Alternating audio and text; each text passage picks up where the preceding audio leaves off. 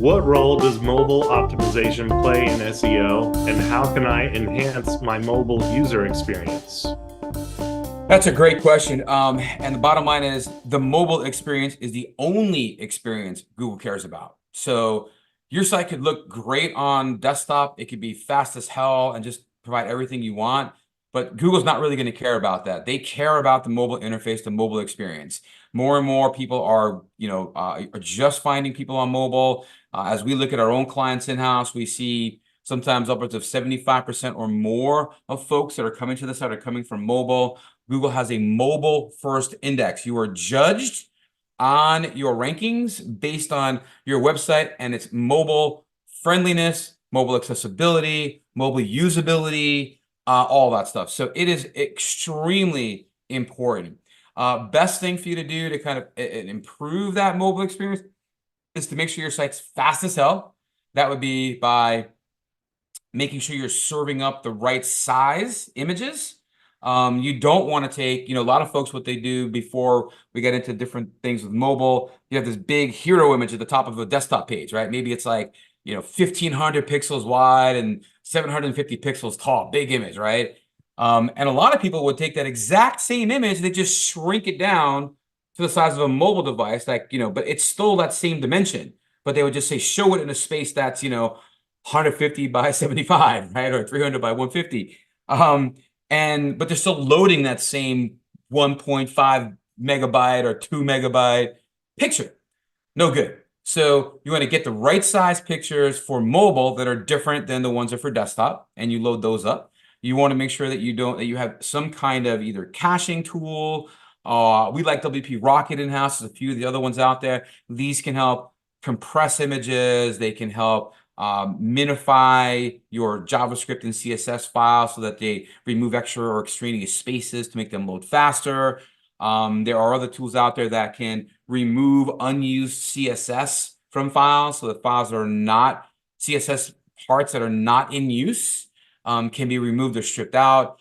You got to be careful with these tools though, because sometimes these files, if they're combined or minified or whatever, they can sometimes break things, and you have to kind of play with that to get it just right. But you can use things like CDNs, content delivery networks, to deliver some of your important stuff like your logos and pictures and other files from around the web, but delivering them to the user that's from a server that's closest to them. So if you're serving, let's say nationally, and you are located, I'm here in Tampa, so we say in Tampa, but somebody in California is trying to pull a video.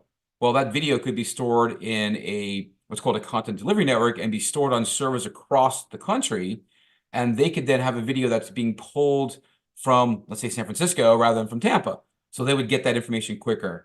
So usability is going to be a big deal too. You want to really make sure that it's easy to find stuff, that things are not too tiny, that things can be clicked on more easily and easily enough.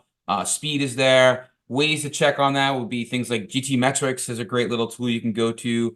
It's literally gtmetrics.com. And here you can get some feedback on like what your grade is for a mobile device or a desktop device. They can only do mobile if you sign up for a free account.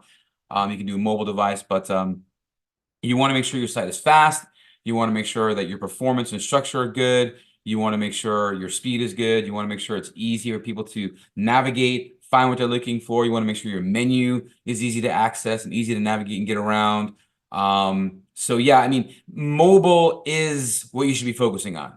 And one of the things that in-house, even for our own agency side of the business, I still have to kind of, hammer out on people, hey, you check it on mobile, check it on mobile, because they're working on their desktops, right? They're designing or developing or updating, and you're working at a desk with a big monitor, making it easy to find, and you go, oh, it looks great.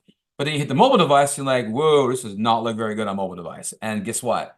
Google only cares about what's going on your mobile device. So stay focused on it, get your speed going, make things as fast as possible, find ways to reduce images, stop using giant videos at all. Better to have like a picture of something that looks like a video that when you click on it, it kind of opens up one of those little light boxes, kind of zooms in and shows you the video. So it's only going to call to open that video when it's requested and not have to load it ahead of time. So these are little tricks that we're seeing that we use. And then again, sizing of your images and so on are going to make a big difference too. So that's a few things top of my head, but all of that will make a difference.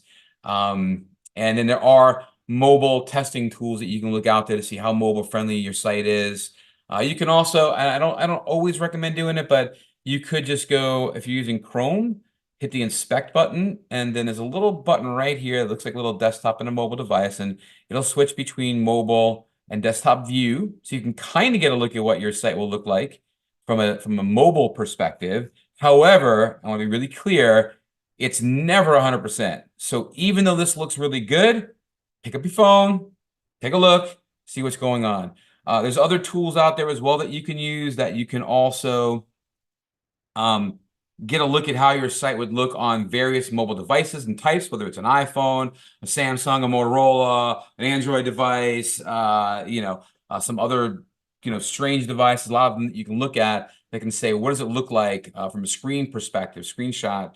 Some of those are paid tools, some are free. There used to be a couple of good ones out there, like Browser Shot and Browser Stack, I think was a couple of them. I don't know if they're still out there or not, but there were several tools out there that would allow you to see how does your site look in different versions of Chrome and Firefox and Edge and Safari and all the different browsers. And now, of course, same thing with the mobile side, different types of mobile devices, different, iPhone, I don't know what they're up to now, 27,000, iPhone, 20, 18, 15, 6, whatever. And you can see how does it work in those devices. So yeah, it's super important and need to focus on it for sure. So when you say mobile devices, are you really just meaning phones? Since I imagine people aren't really as mobile with tablets. Yeah, I mean, tablets also fall into that same role as a mobile device, but it is sort of a third one. However, most folks that have, most of the tablets are so large these days that, you just turn it sideways and the desktop pops up, turn it the other way, and like the mobile version may pop up. I'm talking phones though, right? That's really where you want to focus in on is the mobile device as opposed to the tablet device, as opposed to the desktop device. The tablet is kind of an odd one. It is kind of in the middle somewhere. And it can actually do both, right? Portrait, landscape, you kind of flip the device around and you get the desktop version, flip it this way and you get the portrait, version, you get mobile. So, but again, there are those breakpoints in widths, and heights and so on. But you want it to be fast as possible, right? That's the goal. Make it fast, under 1.5, 2 seconds is really the ideal.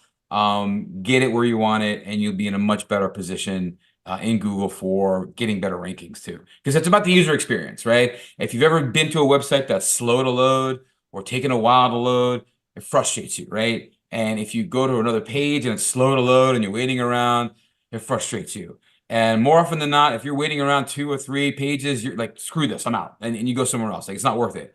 So we are definitely in a, I want it now. I want it yesterday. I want it fast. I don't want to wait. And if you're waiting more than 2 seconds, I think it is, you're basically losing revenue. I think with Walmart, it was like for every 1 second extra load time, they were losing like millions of dollars. I forget the actual number was, but just an increase in like 1 second load time was costing them millions and millions of dollars. So it's really ridiculous. And we've done some training on this in the past. It's probably in the, if you guys are part of the membership, which I guess many of you are, should be anyway.